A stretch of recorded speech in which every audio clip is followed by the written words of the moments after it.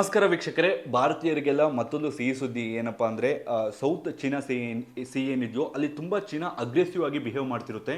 ಮತ್ತು ನಮ್ಮ ಸುತ್ತಮುತ್ತಲು ಹಿಂದೂ ಮಹಾಸಾಗರದಲ್ಲಿ ಎಲ್ಲ ದೇಶಗಳಿಗೆ ಸಾಲವನ್ನು ಕೊಟ್ಟು ಆ ದೇಶದ ಪೋರ್ಟ್ಗಳನ್ನು ಚೀನಾ ಲೀಸ್ಗೆ ಹಾಕ್ಕೊಳ್ತಿರುತ್ತೆ.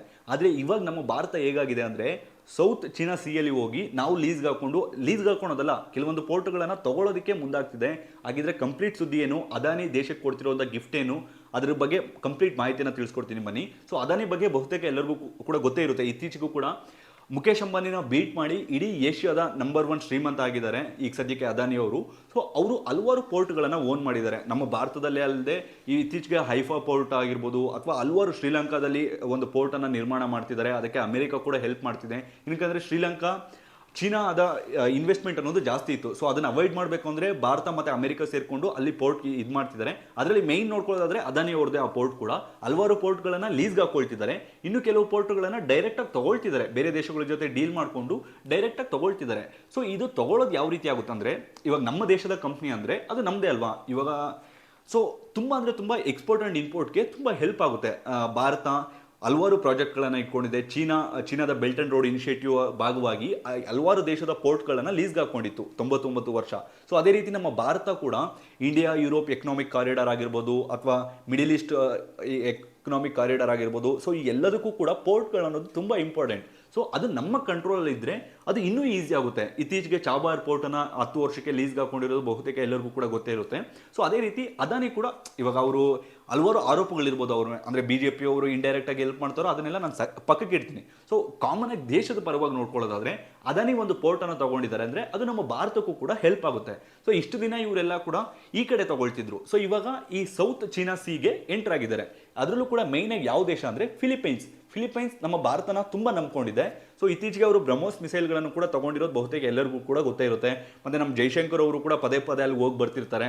ಸೊ ಇತ್ತೀಚೆಗೆ ಕೂಡ ಹೇಳಿದ್ರು ಫಿಲಿಪೈನ್ಸ್ ಏನು ಸಾರ್ವಭೌಮಕ್ಕೆ ಏನಾದರೂ ಧಕ್ಕೆ ತರೋದಕ್ಕೆ ಟ್ರೈ ಮಾಡಿದ್ರೆ ನಾವು ಫಿಲಿಪೈನ್ಸ್ ಪರ ನಿಂತ್ಕೊಳ್ತೀವಿ ಅಂತ ಓಪನ್ ಆಗಿ ಚೀನಾಗೆ ಕೌಂಟರ್ ಕೂಡ ಕೊಟ್ಟು ಬಂದರು.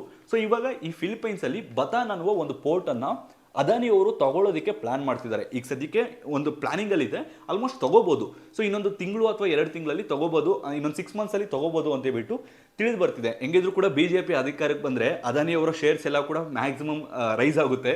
ಏನಕ್ಕಂದರೆ BJP ಮತ್ತು ಅದಾನಿ ಇಂಡೈರೆಕ್ಟಾಗಿ ಲಿಂಕ್ ಅಂತ ಹೇಳ್ಬಿಟ್ಟು ಹಲವಾರು ಜನ ಆರೋಪ ಮಾಡ್ತಾರೆ. ಸೊ ಮತ್ತೆ ಏನಾದರೂ BJP ಅಧಿಕಾರಕ್ಕೆ ಬಂದರೆ ಫಿಲಿಪೈನ್ಸಲ್ಲಿ ಆ ಪೋರ್ಟನ್ನು ತಗೊಂಡ್ರೆ ಇದು ಯಾರಿಗೆ ಇಂಡೈರೆಕ್ಟಾಗಿ ಹೊಡೆತ ಕೊಡುತ್ತೆ ಅಂದರೆ ಚೀನಾಗೆ ತುಂಬ ದೊಡ್ಡ ಹೊಡೆತ ಕೊಡುತ್ತೆ. ಸೊ ಇವಾಗ ಚೀನಾ ಯಾವ ರೀತಿ ಶ್ರೀಲಂಕಾದಲ್ಲಿ, ಬಾಂಗ್ಲಾದೇಶಲ್ಲಿ ಮತ್ತು ಮಾಲ್ಡೀವ್ಸಲ್ಲಿ ತಮ್ಮ ಪೋರ್ಟ್ಗಳನ್ನು, ತಮ್ಮ ಸೇನೆಯನ್ನು ಇಂಪ್ರೂವ್ ಮಾಡ್ಕೊಳ್ಳೋದಕ್ಕೆ ಟ್ರೈ ಮಾಡ್ತಿದ್ದಾರೋ, ಅಂದರೆ ಅವರ ಕೈಗೊಂಬೆಗಳನ್ನು ಆಗಿ ಬಳಸ್ಕೊಳ್ಳೋದಕ್ಕೆ ಟ್ರೈ ಮಾಡ್ತಿದ್ದಾರೋ, ಅದೇ ರೀತಿ ನಮ್ಮ ಭಾರತದ ಪೋರ್ಟ್ಗಳು, ನಮ್ಮ ಭಾರತದ ಸೇನಾ ಸ್ಥಾವರಗಳು ಎಲ್ಲೆಲ್ಲಿದ್ದರೆ ಅಷ್ಟು ಹೆಲ್ಪ್ ಆಗುತ್ತೆ. ನಮ್ಮ ಭಾರತದ ಫ್ರೆಂಡ್ಲಿ ನೇಷನ್ಸ್ ಅನ್ನೋದು ಎಲ್ಲೆಲ್ಲಿದ್ದರೆ ಅಷ್ಟು ನಮ್ಮ ಭಾರತಕ್ಕೆ ಹೆಲ್ಪ್ ಆಗುತ್ತೆ. ಸೊ ಚೀನಾಗೆ ಇದೇನಾದರೂ ಫಿಲಿಪೈನ್ಸಲ್ಲಿ ನಮ್ಮ ಪೋರ್ಟ್ ಏನಾದರೂ ಅಂದರೆ ಅದಾನಿ ಅವರು ಏನಾದರೂ ಪೋರ್ಟನ್ನು ತೊಗೊಂಡ್ರೆ ಚೀನಾಗೆ ಒಂದು ದೊಡ್ಡ ಹೊಡೆತ ಅಂತ ಹೇಳ್ಬೋದು. ಏನೇ ಆಗಲಿ ಇದು ನಿಜಕ್ಕೂ ಕೂಡ ಭಾರತೀಯರಿಗೆ ಖುಷಿ ಸುದ್ದಿ. ನಿಮಗೇನು ಅನಿಸುತ್ತೆ? ಫಿಲಿಪೈನ್ಸ್ ಭಾರತದ ಬಗ್ಗೆ ಇಷ್ಟೊಂದು ಗೌರವವನ್ನು ತೋರಿಸ್ತಿರೋದು, ಪೋರ್ಟನ್ನು ಲೀಸಿಗೆ ಕೊಡ್ತಾರಾ ಅಥವಾ ಡೈರೆಕ್ಟಾಗಿ ತಗೊಳ್ತಾರಾ ಅಂತ ಗೊತ್ತಿಲ್ಲ ಅದಾನಿ ಅವರು.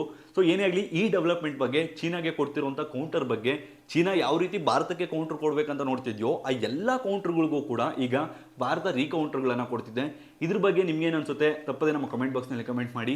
ಈ ವಿಡಿಯೋ ಇಷ್ಟ ಆದರೆ ಈ ವಿಡಿಯೋ ಒಂದು ಲೈಕ್ ಕೊಟ್ಟು ಈ ವಿಡಿಯೋನ ಈಗಲೇ ಎಲ್ಲ ಕಡೆ ಶೇರ್ ಮಾಡಿ. ಇದೇ ರೀತಿಯಾದ ಮತ್ತಷ್ಟು ವಿಡಿಯೋಗಳಿಗಾಗಿ ತಪ್ಪದೆ ನಮ್ಮ ಯೂಟ್ಯೂಬ್ ಚಾನಲ್ ಸಬ್ಸ್ಕ್ರೈಬ್ ಮಾಡಿಕೊಳ್ಳಿ ಹಾಗೂ ಪಕ್ಕದಲ್ಲಿರುವ ಬೆಲ್ ಬಟನ್ ಅನ್ನು ಕ್ಲಿಕ್ ಮಾಡಿ. ಧನ್ಯವಾದಗಳು.